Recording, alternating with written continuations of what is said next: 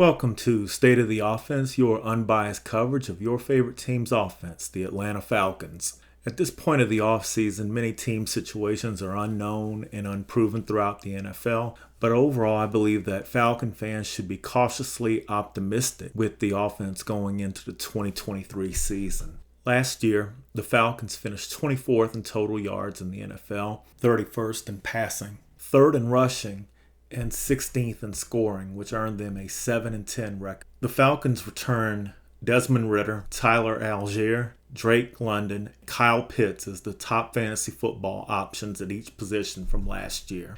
The talk of the town should be first-round pick running back Bijan Robinson, who was taken number 8 overall from the University of Texas. Most fantasy football revolves around the skill position players, but state of the offense, we take a little bit different approach by looking at the entire offense, including the offensive line. We start in the trenches by analyzing the condition of the offensive line first. After all, it does all start up front. On the offensive line, the Falcons will bring back left tackle Jake Matthews, center Drew Dalman, right guard Chris Lindstrom, and right tackle Caleb McGarry. The Falcons' second-round pick Matthew Bergeron is projected to start at left guard.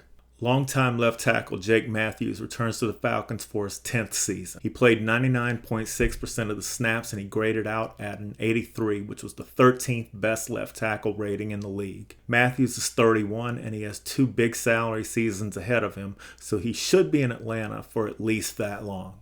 Jake Matthews' eventual replacement may end up being second-rounder Matthew Bergeron, who is expected to start at left guard for now. Bergeron played left tackle at Syracuse, and he should be an upgrade at the position from last year's starter, Elijah Wilkinson, who graded out as a 70. I project Bergeron to rate at a 74 as a rookie starter, which would put him in the 14 to 16 range for NFL starters at his position. Bergeron's athletic ability score was in the top 12% of tackle prospects historically, so his future is very promising.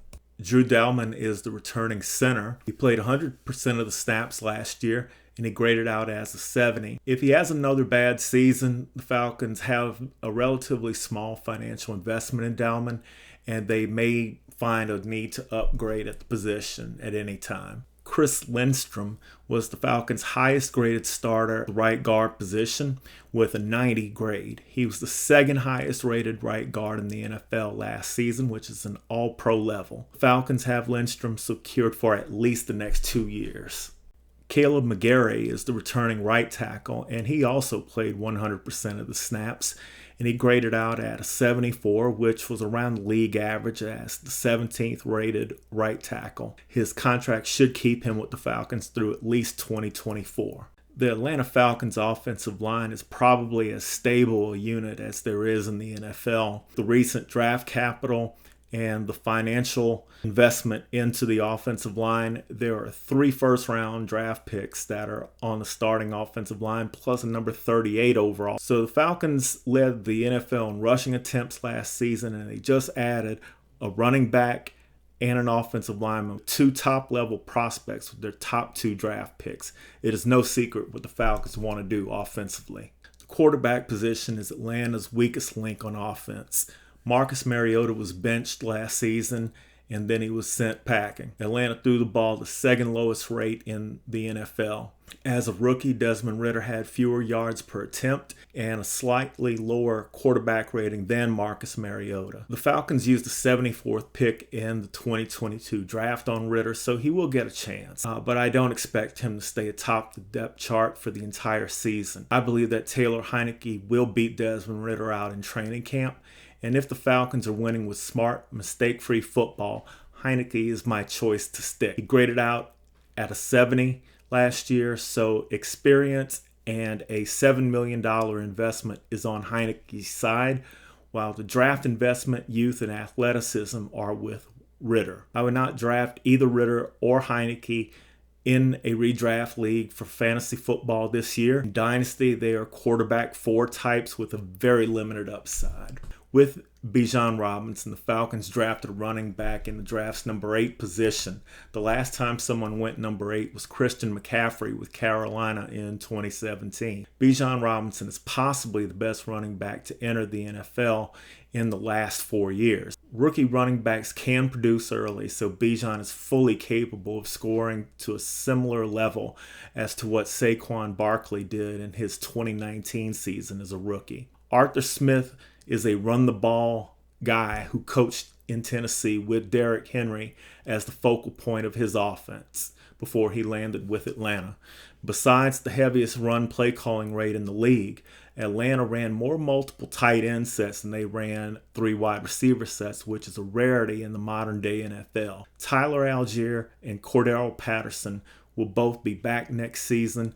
Algier is number 2 on the depth chart right now, and I believe that Patterson's days on the roster might be done if he's number 3 at the end of the preseason. Bijan is currently the 3rd running back drafted in fantasy football drafts and the 7th player overall on ESPN.com. If you want Bijan, you better have a top 6 pick. I look at him as a first rounder myself in 2023. Top half of the first round is probably where he's going to land in the draft, not in the back end. In rookie drafts, Bijan is a lock at the 1st overall pick.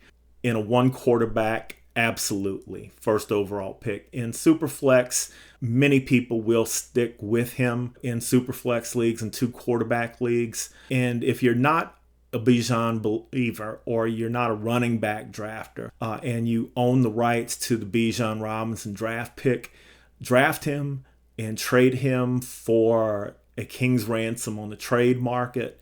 Drake London is the primary threat in the passing game.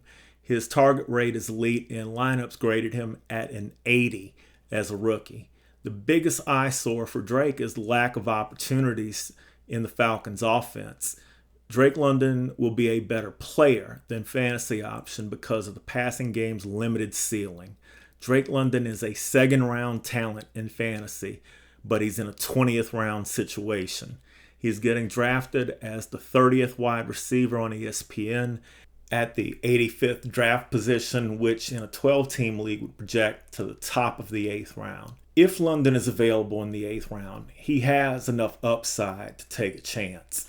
Normally, you should have at least 3 wide receivers on your roster in your first 7 picks in fantasy football. So Drake London in the 8th could be a pretty respectable flex play. If you believe that Atlanta's quarterbacks are going to be better and you want to take a risk on Drake London, I think he's a safe grab.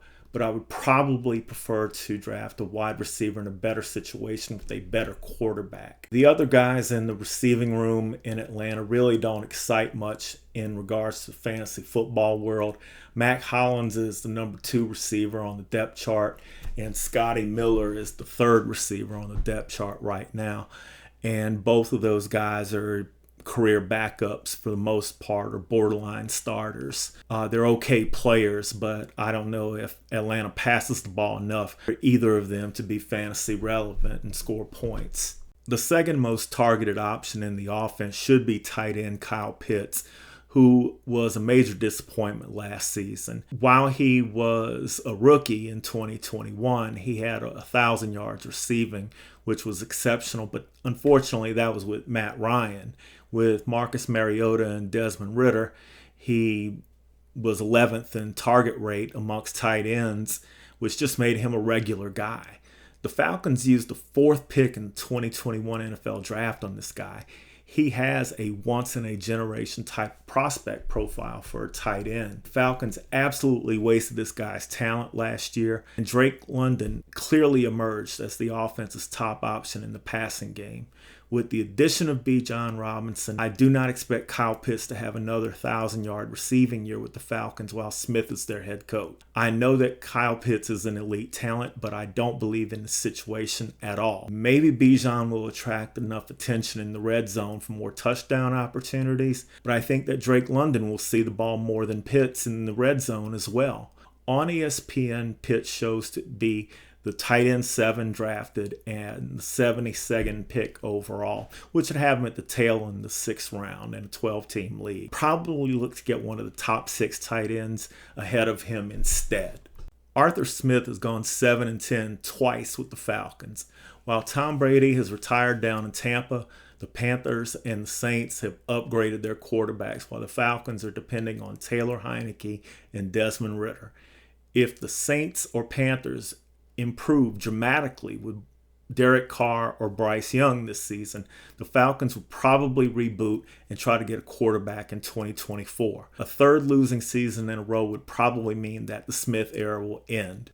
In fantasy football, I don't trust where Bijan or Pitts are getting drafted to deliver on those draft positions. I kind of like where Drake London is falling. Fantasy football is about scoring points for the lowest cost possible. Bijan will probably be gone before you can even draft him. I don't trust Pitts yet, and every other Falcon who gets on the field are just fantasy backups with no real production possibilities.